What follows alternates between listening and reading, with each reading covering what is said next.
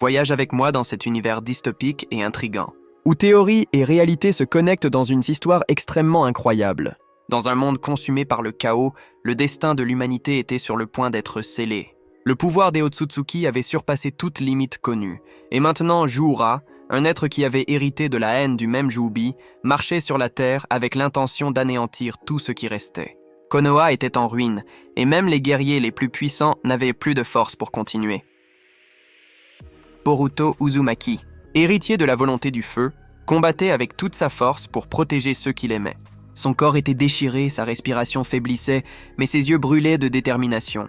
Il savait que, s'il ne l'arrêtait pas, Juura finirait non seulement avec Konoha, mais avec le monde shinobi entier. La bataille était brutale. Boruto faisait face à Juura avec chaque goutte de chakra qui restait encore dans son corps.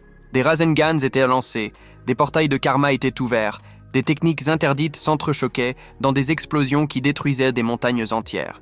Mais à la fin, le pouvoir de Juura était simplement trop écrasant. Dans un coup final, la bête le transperça, et devant les yeux désespérés du monde, Boruto tomba sans vie. Le silence se répandit. C'était la fin de l'espoir. Mais, dans les ombres, un homme regardait.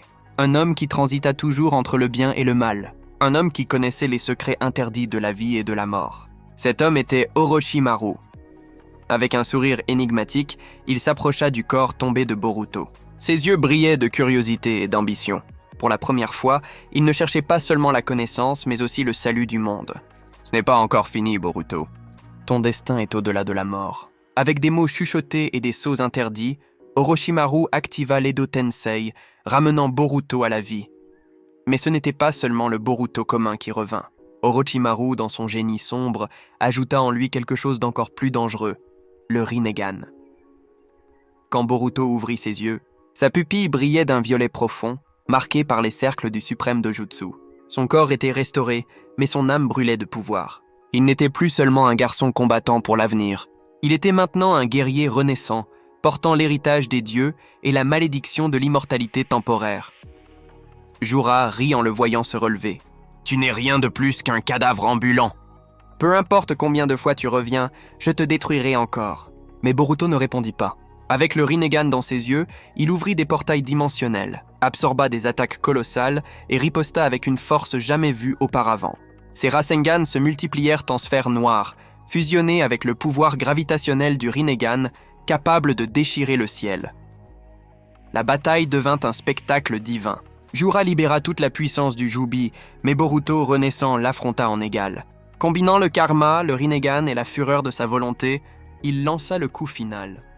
Un Rasengan divin qui effondra l'énergie du Jubi et dissout Juura en pure lumière. Mais le destin de Boruto ne s'arrêterait pas là. Au moment où la poussière retomba, deux nouvelles figures apparurent devant lui, Daemon et Eida, le garçon invincible et la porteuse d'omnipotence. Il savait que Boruto, même renaissant, était la plus grande menace pour la domination qu'ils avaient établie. Daemon avança avec sa force absurde, capable de refléter n'importe quelle attaque, mais Boruto, utilisant le Rinnegan, déforma l'espace et l'enferma dans un cycle de réalité, annulant sa capacité. Le garçon pour la première fois sentit la peur. Alors, Boruto leva sa main et, avec un coup sec, vainquit Daemon, brisant le mythe de son invincibilité. Et alors restait Eida.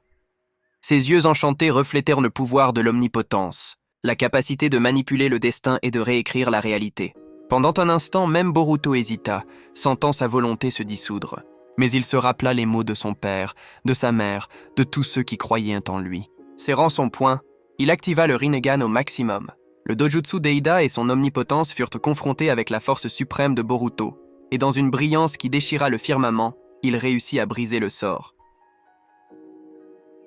L'omnipotence d'Eida fut défaite.